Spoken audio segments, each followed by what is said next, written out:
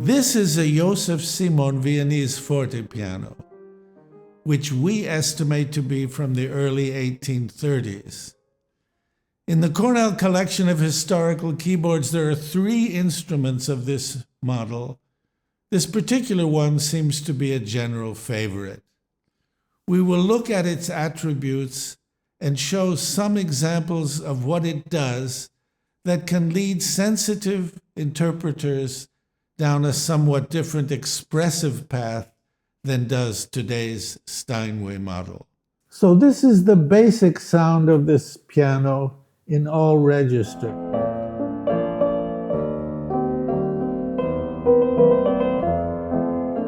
Now if I put the shift pedal on, which changes, just as in a modern piano, from 3 strings to 2, we get the same music.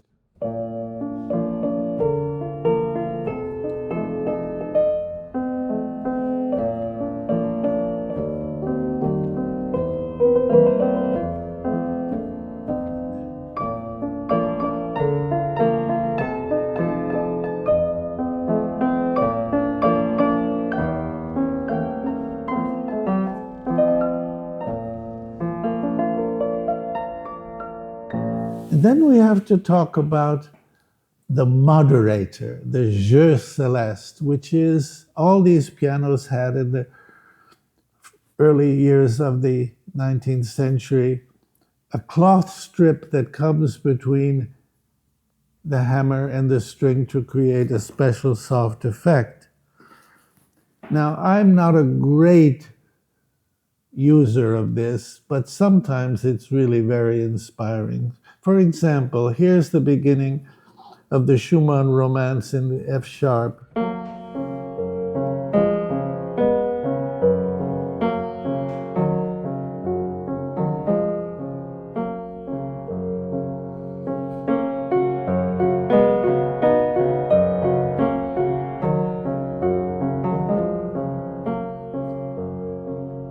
And when it comes back immediately,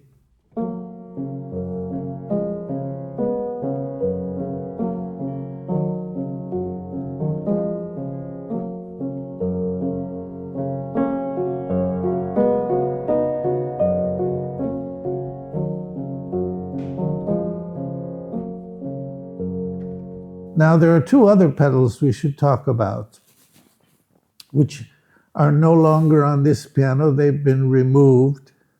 As you can see from these pedals, there are 2 pedals in the middle missing. Somebody removed them, not Ugo Casillas, certainly. And, well, we'll leave that person unnamed. But one of them is the bassoon stop, which is a strip of parchment on the lower range of the piano. And the other is the janissary stop, which is there's a drum underneath that hits the soundboard, and there's a small metal hammer that hits the bells that you see here. Now, I never used this very much, but once I did. I was invited by the Guarneri Quartet to play Schubert's Trout Quintet in Tully Hall in Lincoln Center in New York. And at the end of that piece, there are 2 loud chords, and I waited for the second one, and I hit the janissary pedal, and these poor string players were completely taken by surprise, and the audience roared. So it was a good stop to have on the instrument.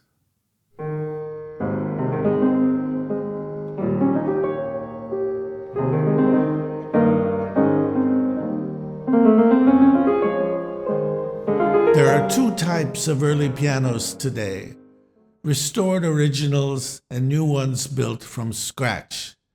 The Cornell Center for Historical Keyboards has several of each type. Now, in principle, one would think that the approach towards these 2 would be very different.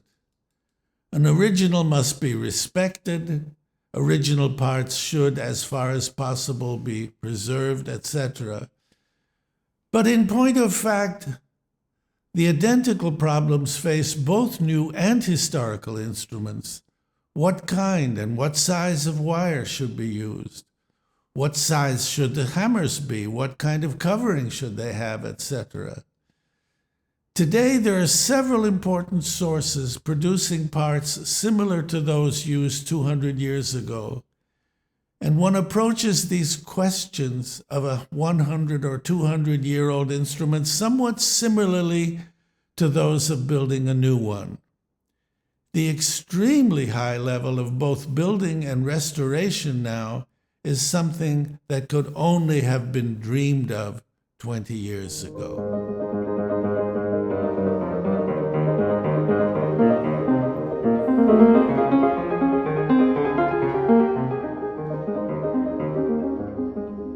Ugo Casilio, my old friend.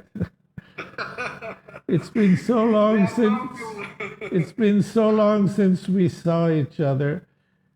In this video we're making here on the Simon, we want to ask you, who was Joseph Simon? Joseph Simon fu uno dei tantissimi costruttori della Vienna del primo quarto del XIX secolo. Noi, devo dire la verità, di Joseph Simon conosciamo veramente poco.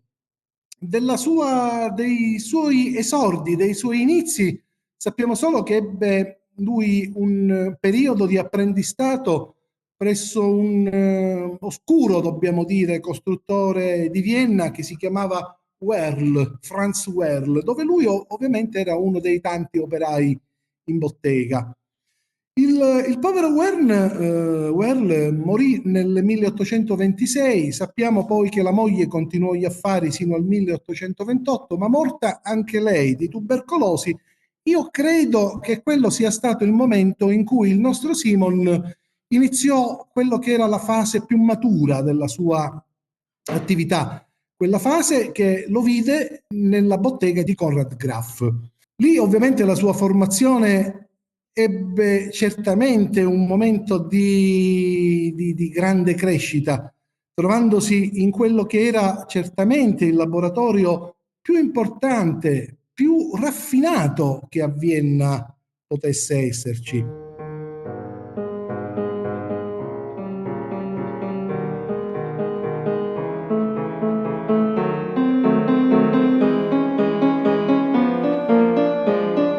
The word fortepiano in English was first used in the 1950s and 60s to describe the 5-octave Mozart piano. These 18th century instruments were closer to their harpsichord cousins than to a modern instrument. But as the piano developed across the 19th century, pianos became ever closer to what we know today as the piano, eventually becoming the crossed-strung Steinway model of the 1860s and 70s. All modern pianos built today are based on the Steinway recipe from that period. This type of instrument, 6 or 6.5 octave pianos, was prevalent in Germany and Vienna from about 1800 to about 1840. The eventual triumph of the Steinway model in the 1870s represented the ultimate concert piano, designed to brilliantly fill the world's largest concert halls. It's hard to speak about the actual sonority of any piano. The difference, however, in size and character are very telling, as is the difference between pianissimo and fortissimo of a string quartet and that of a string orchestra.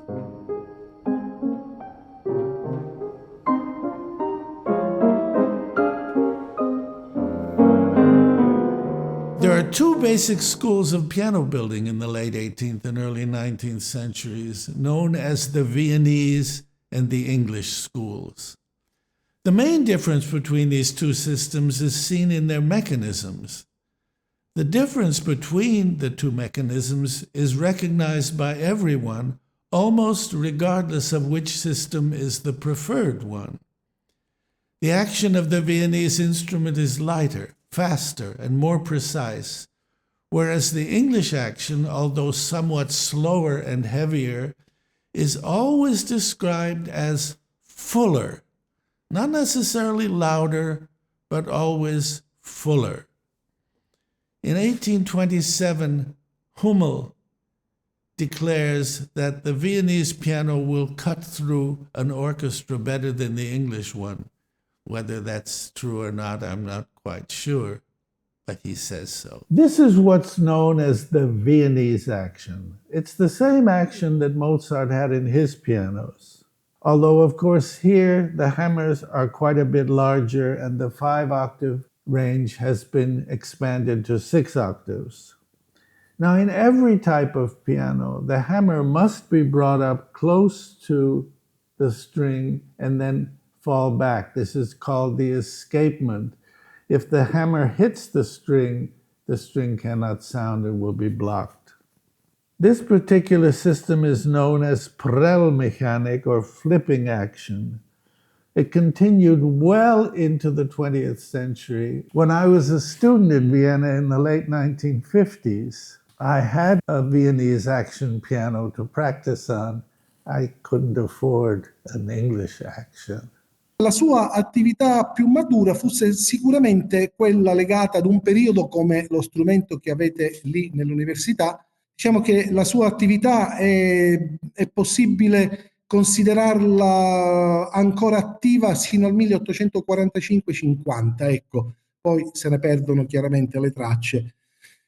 Però la sua fu una produzione di grande qualità e di grande prestigio, e non solo, ma lui ebbe sempre grande cura e grande orgoglio di firmarsi appunto allievo di Conrad Graf. Come voi leggete appunto nella targa del vostro strumento, lui mette Schüler von Conrad Graf, allievo di Conrad Graf.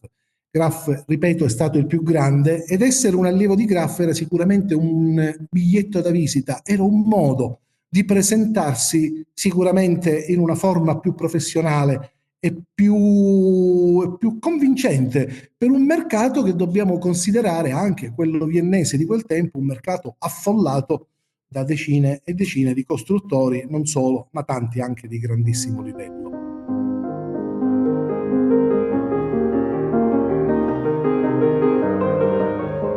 Now, music making in Germany and Austria at that time may be loosely characterized as being of a more personal, perhaps more intimate nature than what was prevalent in London and especially Paris, where the Erards and Pleyels pianos attracted the greatest piano virtuosi of that period. Two facts demonstrate, however, how the English action eventually won out. First, in the early 1830s in Paris, Sébastien Erard developed the double escapement mechanism, removing all sluggishness and heaviness of the English action and enabling it to repeat at great speed. Although not accepted by every artist at the time, it eventually defeated all other systems. All grand pianos today have an Erard repetition action.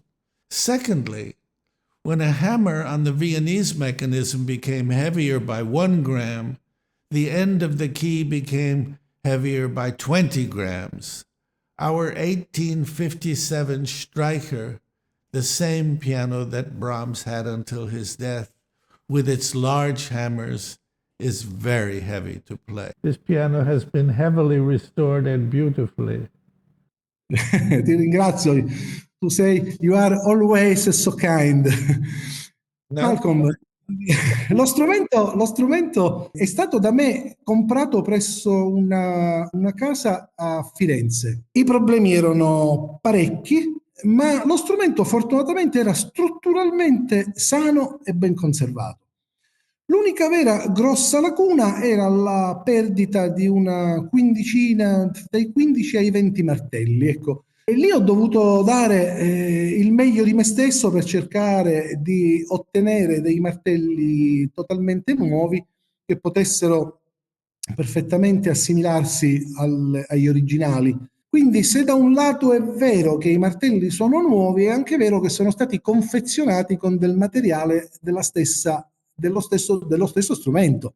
E quindi ovviamente questo hanno certamente prodotto un risultato che poi alla fine ha permesso di amalgamare meglio, ecco, le sonorità dello strumento. Finally, whereas England began building pianos in factories as early as the last years of the 18th century, Viennese pianos were always built individually in shops far into the 19th century.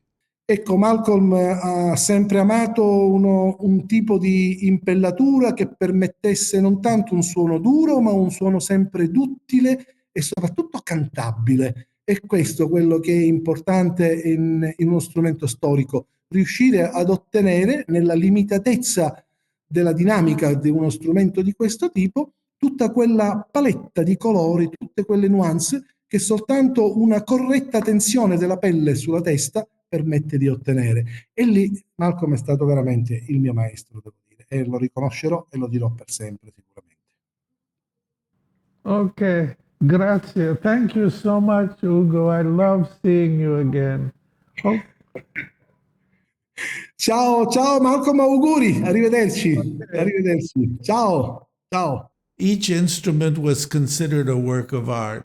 As with violins, there was no intention of making them all alike. I said at the beginning of this short video that we at Cornell have two other instruments similar to this Simon. Each has its own personality. Each guides and inspires us slightly differently. Going from one to the other is musically exciting, as each is seductive in its own way.